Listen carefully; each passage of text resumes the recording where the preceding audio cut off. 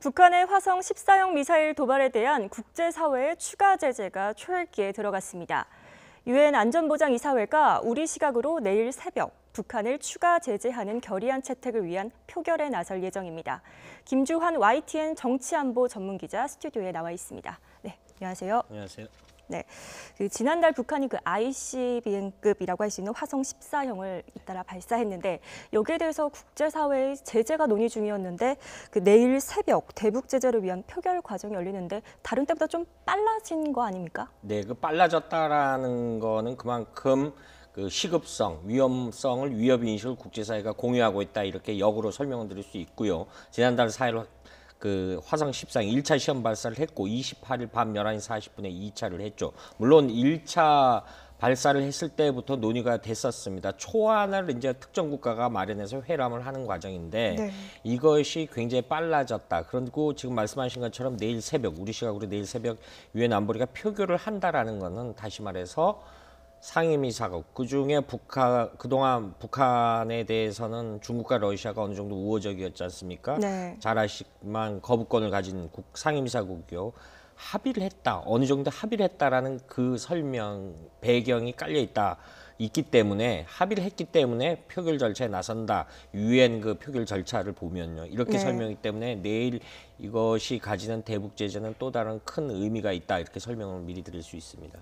네, 이번 대북 제재 결의안 채택을 위해서는 북한의 우호적인 이 중국과 러시아 참여가 매우 중요할 텐데 이 중국과 러시아가 동의했다고 볼 수 있을까요? 그렇죠. 지금 말씀하신 대로 이 흐름이 있었습니다. 지난달 4일 1차 발사했을 때 사실 중국, 러시아는 ICBM급이 아니다. 중장거리급이다. 그래서 이 사거리를 낮춰서 그런 발표를 하면서 북한은 우호적인 입장을 표명했죠. 그런데 그 중간에 그러니까 유엔 주재 미국 대사 니키 헤일리 여성인데 대화 시간 끝났다. 그리고 이런 식으로 하면 안보리 회의 소집할 필요 없다. 강경하게 했고 그 사이에 트럼프 정부가 대중국 무역 강도를 압박을 높이겠다 이런 신호를 계속 보냈죠. 그랬는지 몰라도 그의 영향인지 몰라도 이 중국의 분위기가 갑자기 바뀌었어요. 최근에 며칠 사이에 갑자기 바뀌어서 드디어 이것이 표결의 절차를 밟다라는 것은 지금 말씀하신 대로 중국과 러시아가 미국과 겉으로 포장이지만은 합의를 이뤘다. 사실은 그런데 그 이면을 보면은 미중러 이 강대국 3국이 뭔가 모종의 합의를 하지 않았느냐 이런 추론도 가능한 거죠. 네, 지금 가장 관심이 집중되는 게 이 대북 제재 안에 도대체 어떤 내용들이 담겼을까? 이게 좀 어떤 조항들이 포함되어 있을까요? 일단은 초안을 가지고 최종안을 블루 텍스트라고 합니다. 이것이 회람이 됐고 언론을 통해서 나오고 있죠. 한마디로 말하면은 북한의 대외 수출을 굉장히 상당 부분 타격을 줘서 김정은 정권의 도운줄을 차단하겠다. 지금 연간한 북한이 지금 그래픽 나옵니다만은 한 30억 달러 대외 수출을 하고 있는데 그중에 3분의 1을 차단하겠다. 10억 달러 정도를 차단하겠다라는 건데 석탄, 철광석, 수산 이렇게 돼 있죠.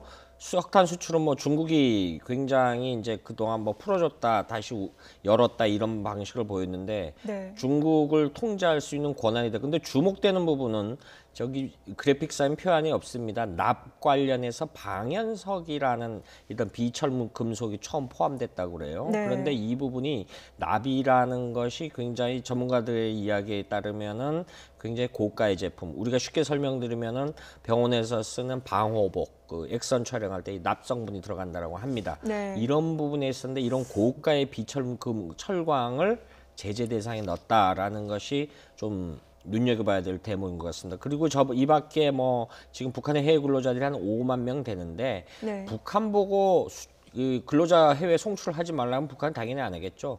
그러니까 유엔 모든 회원국, 약 180여 개 나라 모든 회원국들이 북한 근로자들을 채용하지 말아라. 일종의 미국이 독자 제재하는 세컨드리 보이콧을 어떤 국제사회의 집단 제재 항목에 넣었다. 이렇게 설명할 수 있는 거죠.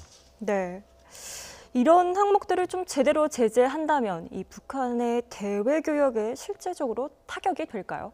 그렇죠. 지금 앞서 설명드렸듯이 제대로 된다면 3분의 1을 타격을 줄 수 있는데 네. 역설적으로 내일 마치 안보리 결의안이 채택이 된다라고 하면은 2006년도에 북한의 1차 핵실험 이후부터 8번째 재결의안이 되는 겁니다. 네. 그런데 지금까지 7번이나 했다라는 것은 다시 거꾸로 이야기를 하면은 제대로 안 지켜졌다라는 설명이 되는 거죠. 그런 반증이 되기 때문에 이건 역시 굉장히 회원국들이 얼마나 잘 지키고, 그리고 유엔 대북제재위원회라고 있습니다. 네. 상설기구인데 거기에 분기별로 이행 과정을 보고서를 제출하게 되었습니다. 그런데 보면은 항상 중국이 제일 제출을 안 하는 그런 행태를 보였어요. 역시 이 부분 역시 중국이 얼마나 세밀하게 진짜 성심성의껏 참여하느냐의 관건이라고 봅니다. 일단은 내일 다시 8차 결의안이 채택이 된다면 이거는 또 그 중에 구멍이 생겼던 부분을 촘촘히 메워서 북한을 국제사회에서 고립시키겠다라는 의지의 표명이다, 이렇게 설명을 할 수 있는 거죠. 네. 그 대북 제재의 목줄이라고 할 수 있는 원유 공급 차단 조치는 포함되지 않은 것으로 전해졌는데 그 특별한 이유라도 있을까요? 일단 앞서 제가 설명드렸듯이 미국, 중국, 러시아의 어떤 모종의 합의가 있지 않았느냐. 합의가 네. 없으면 표결이 안 이루어진다고 설명을 드렸지 않습니까? 네. 그런데 북한이 1년에 한 150만 톤 정도의 그 석유를 사용하고 있는데, 원유를 사실 그 중에 30%가 러시아가 공급을 해주고 있고 나머지는 네. 중국이 하고 있는데, 중국이 이 부분에 대해서는 굉장히 반발하고 있죠. 두 가지 목적 때문에 그럽니다. 과거에 93년도에 1차 회기 때 다소 잠근 적이 있습니다. 여파가 있었는데 중국이 이걸 문을 닫았을 경우에 북한 내에 체제 혼란을 중국이 바라지 않는 겁니다. 또 하나, 실제 잠궜다라고 했을 때 여파가 없으면은, 네.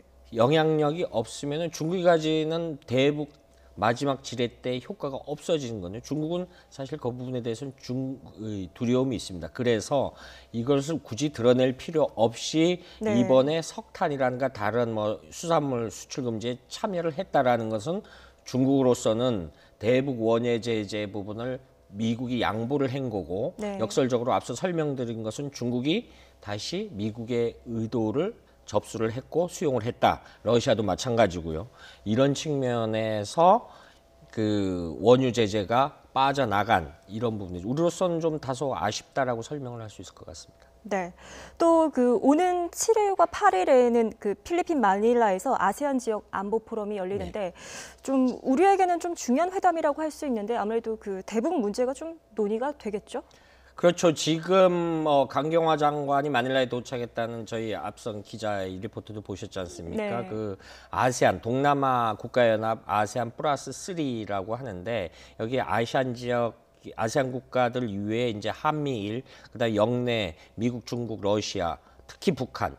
근데 북한으로서는 국제 무대에 다자 외교에 참석하는 유일한 곳이 그 ARF 회담입니다. 그런데 역시 가장 아태 지역에서 중요한 건 남중국해 문제와 북핵 문제입니다. 남중국해 문제는 중국의 입장으로서는 중동의 원유 수송로가 오는 거기 때문에 어떤 이 부분에서 절대 양보를 안 하려고 하고 있고요. 네. 그런데 역시 미국 역시 이 부분에 대해서 그 과거에 남중국해에서 해양 질서에 대해서 양보를 안 하려는, 그래서 보이지 않는 충돌이 빚어지고 있고, 그런데 그것만큼 중요한 것이 우리로서는 핵 문제죠. 한반도 질서 문제인데 이 부분에 대해서 가장 아무래도 북핵은 공통의 위협이기 때문에 이 부분에 대해서 논의할 가능성이 높고요. 실제 지금 방금 전에 그 아세안 국가 외교장관들이 북한 핵 문제가 아태 지역에 굉장히 심각한 우려가 된다라는 대북 규탄 성명을 했습니다. 그런데 ARF 차원의 대북 규탄 성명이 나올지 좀 두고 봐야 되겠죠. 북한은 기본적으로 5명의 대표단이 참석하는 것으로 이렇게 전해지고 있습니다. 네.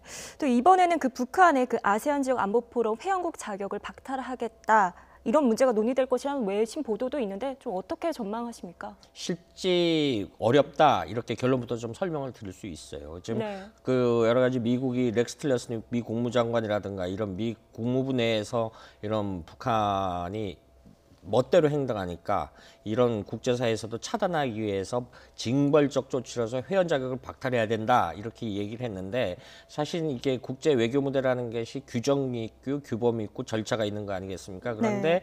역설적으로 의장국인 필리핀이 일단은 반대 입장을 표명하고 있고요. 중국 역시 반대하고 있고 가장 중요한 것은 ARF가 올해 50주년 되는데 이 관련 규정상 회원국 탈퇴, 정지, 퇴출 이런 부분이 조항이 없다라고 하는 현실적 부분이 있죠. 네. 이런 부분에 있어서 지금 미국이라든가 강경화 장관도 역시 그 회원 정지 문제를 미국 측과 논의해 보겠다라고 했는데 굉장히 선언적인 상징적인 네. 강경한 의지의 표명이다 이렇게 볼 수 있겠죠.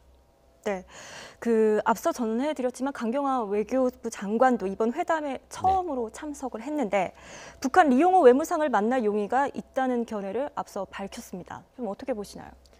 일단 뭐 다자 무대에서 만날 수 있겠지만은 뭐 공식으로 지나가면서 사담을 나누거나 이럴 가능성은 굉장히 적다. 이렇게 북한의 행태로 볼 때. 그런데 네. 리용호라는 인물이 작년에 외무성 부상으로 있다 작년 5월에 이제 외무상으로 승진한 인물인데 김정은 측근위원 사람 중에 하나인데 이 사람이 역설적으로 좀 자율권을 만약에 보장받았다면은 우리하고 이야기를 나눌 수 있겠죠. 그러면은 실제 역설적으로 남북한 비공식 그 접촉이 되는 거거든요. 네. 그 당국자 간의 접촉이 되는 거기 때문에 북한의 입장에서는 강경화 장관의 이야기를 많이 들어보면은 실제 문재인 정부가 생각하는 대북 정책의 핵심이라든가 이런 거를 충분히 알 수 있고 강경화 장관도 전제가 있습니다. 만나게 된다라면은 우리가 과거 지난달 17일 날 군사당국자 회담 제의한 거하고 적십자 회담에 대한 취지를 충분히 설명하겠다 이렇게 설명을 했기 때문에 네.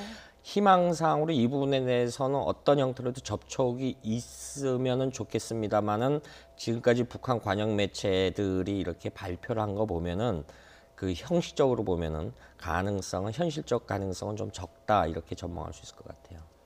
네, 대북 제재 결의안 표결 내일 새벽에 열릴 유엔 안보리의 대북 제재 결의안 표결과 관련해 지금까지 김주환 정치안보 전문기자와 짚어봤습니다. 네, 감사합니다.